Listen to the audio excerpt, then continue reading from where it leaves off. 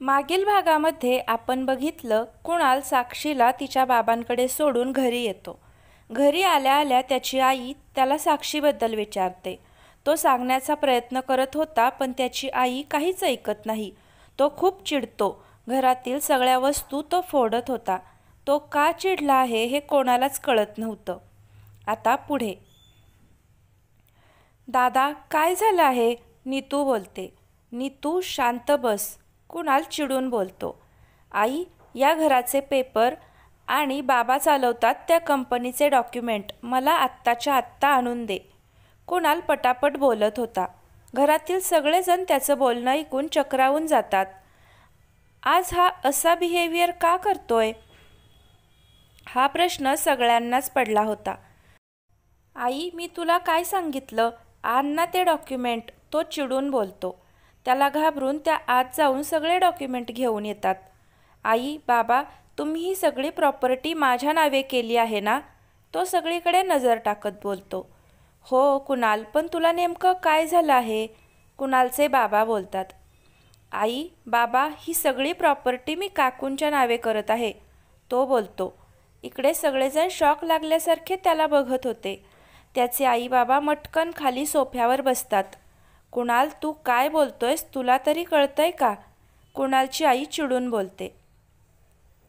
अरे कुणाल, तू हे काय बोलतोय? माझ्या नावावर ही सगळी प्रॉपर्टी करत आहेस?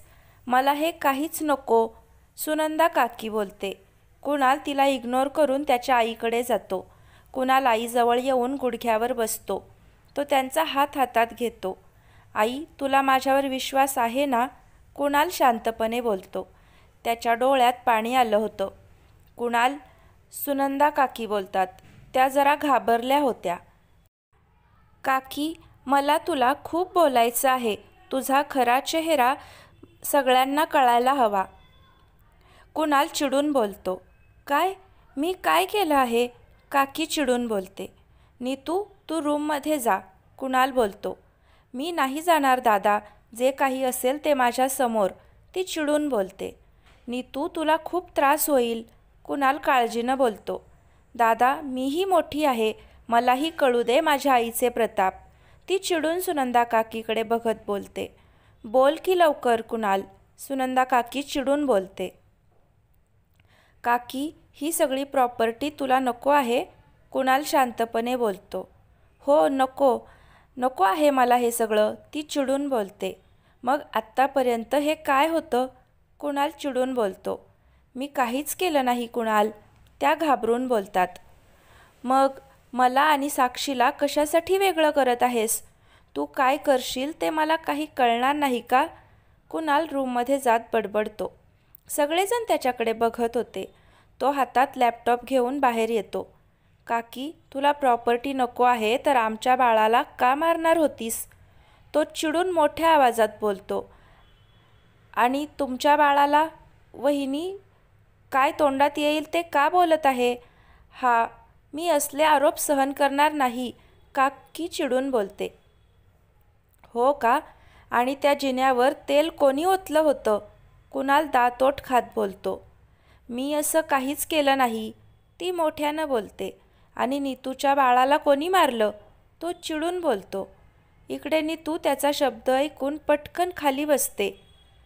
कुणालची आई लगेच तिच्याजवळ जाते, तिला प्यायला पाणी देते. कुणाल, हे सगळं काय लावलंय?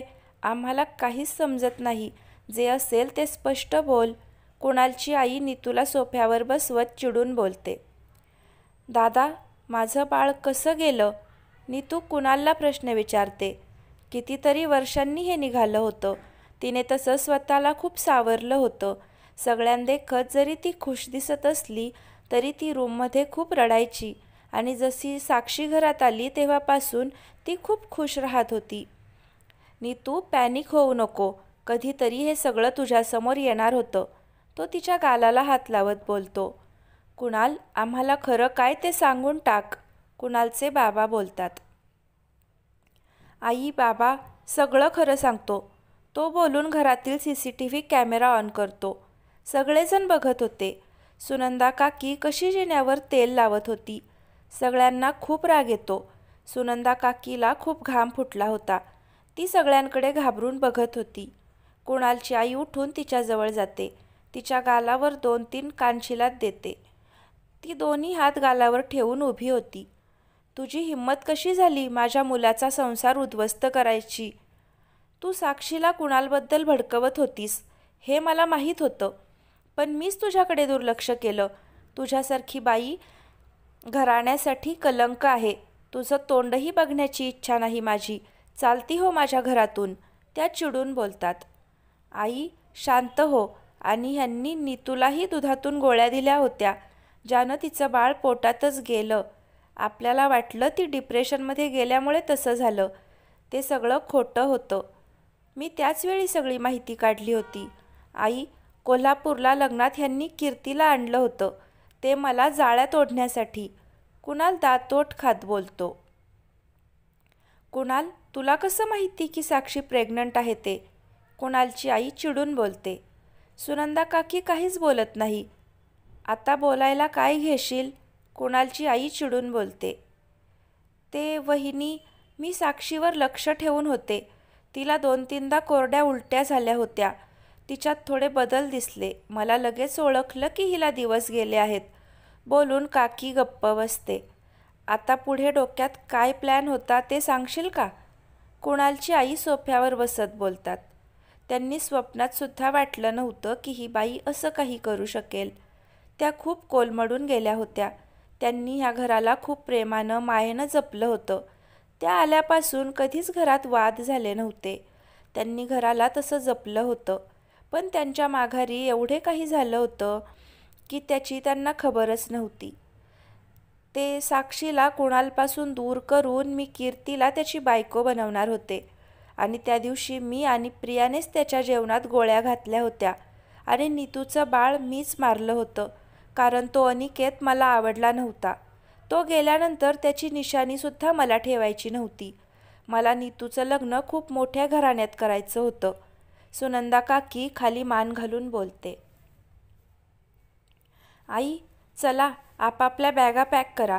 मी स्वतः उभी केलेली कंपनी सोडून सगळी प्रॉपर्टी काकूच्या नावे करत आहे. मला माझी फॅमिली महत्त्वाची आहे. पैसा काय मी उद्याही कमवू शकतो, पण नाती परत जोडता येत नाहीत. बोलता बोलता कुणालचं लक्ष नीतूकडे जातं. तिचे हातपाय थरथर कापत होते. तिच्या डोळ्यात अखंड पाण्याच्या धारा चालू होत्या. नीतू नीतू म्हणत कुणाल पळत तिच्याजवळ जातो. दादा, माझं बाळ, ती अडखळत बोलत होती. नीतू, मी तुला इथे ठेवणार नाही. तुलाही माझ्यासोबत घेऊन जाणार आहे. तू माझी छोटी प्रिन्सेस आहेस. आणि नीतू, मी तुला एकच सांगतो, पाठीमागचा सगळा पास्ट विसरून जा. कुणाल रडत कळकळीनं बोलत होता. दादा, ही बाई माझी आई आहे ह्याचीच मला खूप लाज वाटते. नीतू रडत बोलते.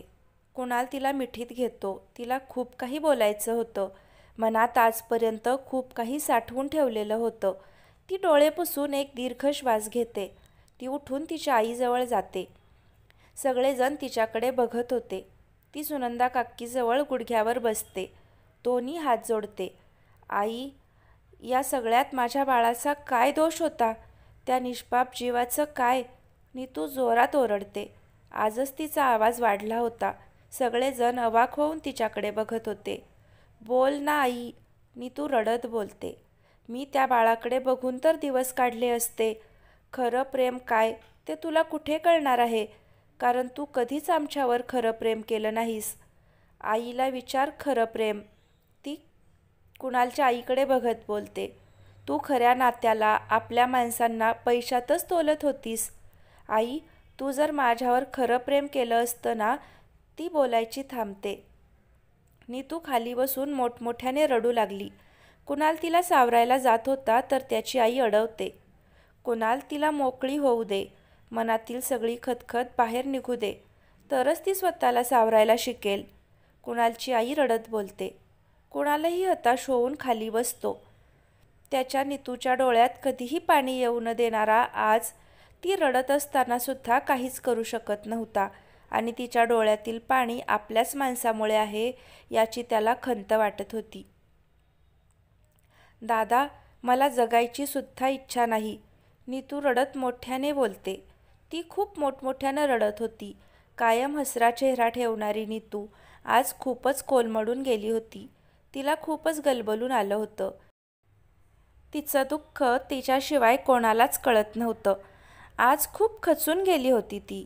तिची अवस्था बघून सुनंदा काकूला रडू येतं. त्याही रडू लागल्या. आज त्यांना खूप पश्चाताप झाला होता. त्या पैशामध्ये इतक्या आंधळ्या झाल्या होत्या की त्यांनी आपल्या माणसांकडे लक्षच दिलं नव्हतं. नीतू, सुनंदा काकी रडत प्रेमानं बोलतात. बाजूला हो, मी तुझी मुलगी नाही आहे. तुझी खरी मुलगी असती तर माझ्या बाळाला. तिला पुढे बोलवे ना. ती खूप रडू लागली. कुणाल सगळे डॉक्युमेंट काकूंच्या हातात ठेवतो. नीतूला धरून बाहेर निघून जातो.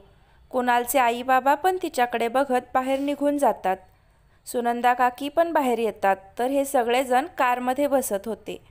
काकी पळत जाऊन कुणालच्या आईचे पाय धरते. वहिनी, मला माफ करा. मला काहीच नको. तुम्ही सगळे मला सोडून जाऊ नका. काकी रडत बोलत होती. कुणालची आई तिला उठवते. तिला बाजूला करून ते कारमध्ये बसतात. काकी हताश होऊन त्यांच्याकडे बघत होती. वहिनी, कुणाल, नीतू, मला सोडून जाऊ नका ना. सुनंदा काकी रडत खाली बसून बोलत होत्या. कुणाल, खूप छान आहे हे घर. कुणालची आई खुश होऊन बोलतात. हो ना आई, आता आपण सगळेजण खुश राहूया. येणाऱ्या बाळाचं स्वागत करायचं आहे का नाही? नीतू तो तिला हसवण्यासाठी बोलतो. हो दादा, मी आता अत्तू होणार आहे. ती खूप खुश होऊन बोलते. तिचा हसरा चेहरा बघून सगळेजण समाधानानं डोळे मिटतात. अरे कुणाल, साक्षीला कधी आणतोय? मला कधी एकदा तिला बघते असं झालं आहे. कुणालची आई हसत बोलतात. त्यांच्या डोळ्यात पाणी होतं पण ते आनंदाश्रू होते. त्यांनी एक नवीन सुरुवात केली होती. पाठीमागील सगळं काही विसरायचा प्रयत्न करत होत्या. त्यांना खूप वाईट वाटत होतं. आई, मी साक्षीला घेऊन येतो. आधीच माझं डोकं खूप खाल्लं आहे तिनं. कुणाल हसत बोलतो. कुणाल साक्षीला घेऊन येतो. तिला सगळे खूप नवीन नवीन वाटत होतं. चेहऱ्यावर खूप सारे प्रश्न होते. सगळीकडे टक लावून ती बघत होती. सगळेजण गालात हसत होते. कुणालची आई तिला ओवाळून आत घेतात. ती सोफ्यावर जाऊन बसते. दोन्ही हात गालाला लावले होते. तिचा तो तसा फेस बघून सगळेजण खूप हसायला लागले. तुम्ही हसत का आहे? आणि हे घर कोणाचं आहे? काकू कुठे आहेत? ती प्रश्न विचारते. सगळेजण एकमेकांकडे बघतात. साक्षी, तिथे आपल्या बाळासाठी चांगलं नव्हतं. इथं जिनासुद्धा नाही. कुणालची आई बोलते. जिन्याचं नाव काढल्यावर सरकन तिच्या अंगावर काटा आला. ती घाबरून गेली होती. साक्षी, उठ, चल बरं आराम करायला. कुणाल तिच्याजवळ येऊन बोलतो. तिच्या हाताला धरून रूममध्ये नेतो. रूममध्ये आल्यावर साक्षीच्या अंगावर गुलाबाच्या पाकळ्या पडत होत्या. ती लगेच खुश होऊन गेली. ती सगळीकडे नजर टाकते. बरोबर बेडच्या वर दोघांचा लग्नातला फोटो लावला होता. दोघेही खूप छान दिसत होते. आजूबाजूला वेगवेगळ्या बाळांचे फोटो लावले होते. साईडला खूप मोठी गॅलरी होती. कुणालने रूम खूप मस्त सजवली होती. साक्षीला खूप छान वाटत होतं. ती गॅलरीत निघून जाते. बाहेर सगळीकडे हिरवेगार दिसत होतं. गॅलरीत वेगवेगळ्या फुलांच्या कुंड्या लावल्या होत्या. फुलांचा सुगंध सगळीकडे दरवळत होता. ती हवेत दोन्ही हात पसरते. एक दीर्घ श्वास घेते. कुणाल तिला बघून हसतो. असेच दिवस जात होते. सगळे साक्षीपासून लपवलं होतं. सगळेजण तिला खुश ठेवण्याचा प्रयत्न करत होते. कुणालची आई तिची खूप काळजी घेत होती. साक्षीची दिवसेंदिवस चिडचिड वाढत होती. ती लहान मुलांसारखी हट्ट करत होती. कुणालला तर तिनं खूप पिडलं होतं. घ्या राणी सरकार, तो मॅगीची प्लेट तिच्या हातात देत बोलतो. अहो, तुम्ही मला भरवा ना. ती प्लेट त्याच्या हातात देत बोलते. साक्षी, रात्रीचे 2 वाजलेत. किती त्रास देत आहेस मला? तो चिडून बोलतो. कारणही तसंच होतं. साक्षी कुणालने बनवलेलंच खात होती. तिला त्याच्या हातचंच खायचं असायचं. ऑफिसनंतर साक्षीची किरकिर, या सगळ्यामुळं तो खूप वैतागला होता. सगळेजण त्याचीही गंमत बघत होते.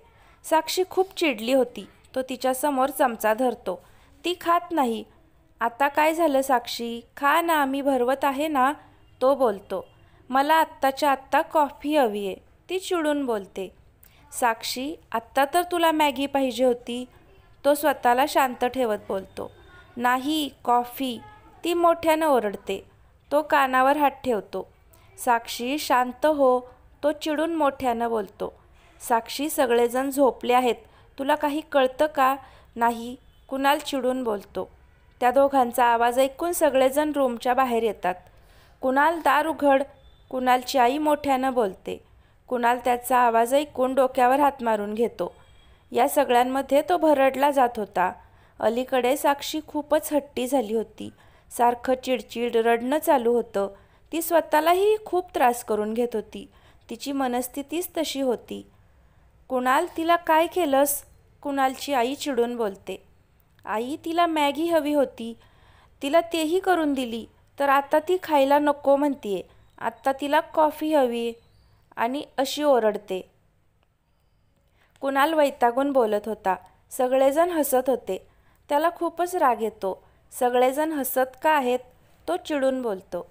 अरे कुणाल, तूही असंच करत होता. तुलाही तुझ्या बाबांच्या हातचंच आवडत होतं. कुणालची आई हसत बोलते. व्हॉट? कुणाल जोरात ओरडतो.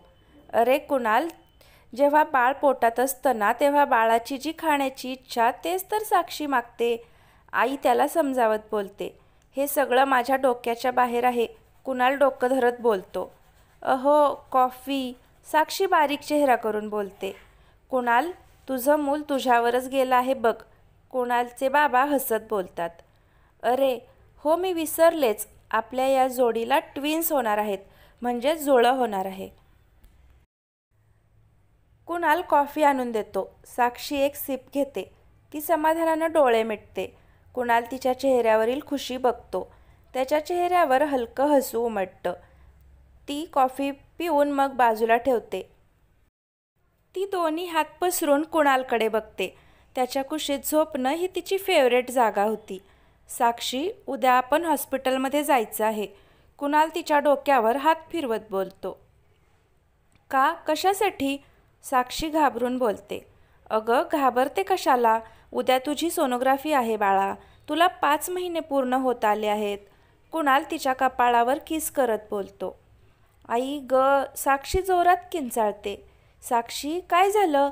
कुणाल काळजीनं बोलतो. अहो, बाळानं लाथ मारली.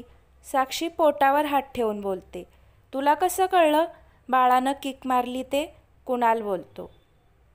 अहो, मला आईनं सगळी माहिती सांगितली आहे. आणि हे बघा, ती त्याचा हात पोटावर ठेवते. कुणालला वेगळीच फिलिंग येते. त्याला खूप ओढ लागली होती. बाळाची हालचाल त्याला जाणवत होती. त्याच्या डोळ्यातून पाण्याचे थेंब तिच्या हातावर पडतात. पिल्लू, तुमचे डॅडी बघा कसे रडतात. त्यांना सांगा तुमच्या हातची कॉफी पिल्यामुळं आम्ही खूप खुश आहोत आणि आता आम्ही खेळत आहोत. साक्षी त्याच्याकडे बघत बोलते. साक्षी, मला कधी वाटलं नव्हतं हे आनंदाचे क्षण माझ्या आयुष्यात येतील ते, कुणाल रडत बोलतो. तो खूपच इमोशनल झाला होता. बरं, झोप आता, उद्या हॉस्पिटलमध्ये जायचं आहे, तो तिच्या गालावर किस करत बोलतो. दोघेही एकमेकांच्या कुशीत झोपी जातात. आज साक्षी खूप छान दिसत होती. कुणालची नजर तर तिच्यावरून हटत नव्हती. सगळे लोक आले होते. आज डोहाळे जेवणाचा कार्यक्रम होता. तिच्या सेवेला सगळेजण होते. तिचे सगळे डोहाळे पुरवता पुरवता सगळ्यांच्या नाकी नऊ आले होते. प्रदीप, साक्षीचे बाबासुद्धा आले होते. सगळीकडे आनंदाचं वातावरण पसरलं होतं. सगळ्यांच्या चेहऱ्यावर खूप आनंद होता. कुणाल सोफ्यावर बसून साक्षीचं निरीक्षण करत होता. तिचं हसणं, बोलणं, चेहऱ्यावरील हावभाव तो सगळं बघत होता. सगळ्यांचे फोटोशूट होतात. साक्षी आणि कुणाल खूप वेगवेगळे फोटोशूट करतात. सगळा कार्यक्रम झाल्यानंतर साक्षी रूममध्ये जाते. प्रदीप, बाबा आणि कुणाल बाहेर काहीतरी बोलत बसले होते. चेहऱ्यावरून तर खूपच सिरियस वाटत होते. साक्षीचं डोहाळे जेवण खूप छान झालं होतं. कुणाल रूममध्ये जातो. साक्षी नुकतीच फ्रेश होऊन बाहेर आली होती. तो तिला बघून फ्रेश व्हायला जातो. तो बाहेर आला. ती चेहरा पाडून बसली होती. काहीतरी विचार चालू होते. चेहरा घामानं भिजलेला होता. त्याला तिची खूप काळजी वाटते. बायको, मला त्रास देण्यासाठी तू आणि माझी बाळं मिळून काहीतरी प्लॅन करत आहात का? तो तिच्या बाजूला बसत बोलतो. तरीही साक्षी काहीच बोलत नाही. तिच्याही नकळत तिच्या डोळ्यातून पाणी येत होतं. साक्षी, काय झालं आहे? तू आज इतकी शांत का आहेस? तो तिचा चेहरा ओंजळीत घेऊन बोलतो.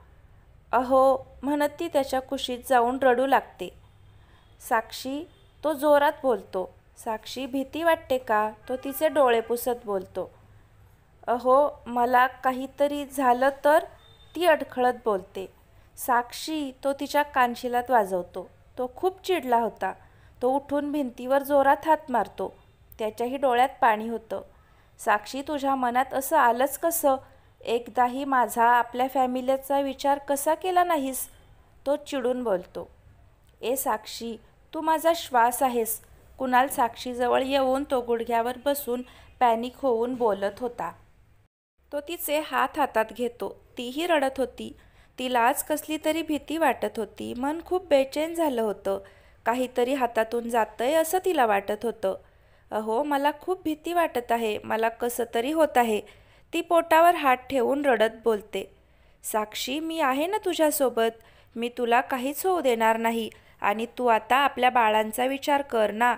ते आले ना, आपण दोघे त्यांच्यावर प्रेम करायचं.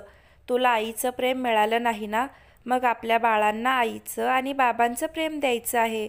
मग तू आता आई होणार आहेस. तू आई पण काय असतं ते शिक. त्याला बोलायचंही कळत नव्हतं. तो मनात येईल तसं तिला समजावत होता. साक्षी फक्त रडून मोकळी होत होती. तिचं रडणं काही थांबत नव्हतं. आई ग, ती जोरात ओरडते. तिच्या डोळ्यांसमोर अंधारी येऊ लागली. साक्षी, काय होतंय तुला? कुणाल पॅनिक होऊन बोलत होता. माझ्या पोटात दुखतंय, ती अडखळत बोलत होती. आई, आई, तो जोरात ओरडत तिला उचलून खाली आणतो. त्याच्या आवाजानं सगळेजण बाहेर येतात. त्या दोघांना बघून त्यांच्या काळजाचं पाणी पाणी झालं होतं. कुणाल, काय झालं आहे साक्षीला? आई घाबरून बोलतात. आई, तिच्या पोटात दुखत आहे. चला पटकन, कुणाल ओरडून बोलतो. त्याला काहीच समजत नव्हतं. साक्षीला या अवस्थेत बघून त्याच्या हृदयाचे तुकडे झाले होते. तर फ्रेंड्स, आजचा भाग कसा वाटला नक्की कमेंट करून सांगा. आवडला असेल तर लाईक करा आणि पुढचे भाग पाहण्यासाठी चॅनलला सबस्क्राईब नक्की करा. धन्यवाद.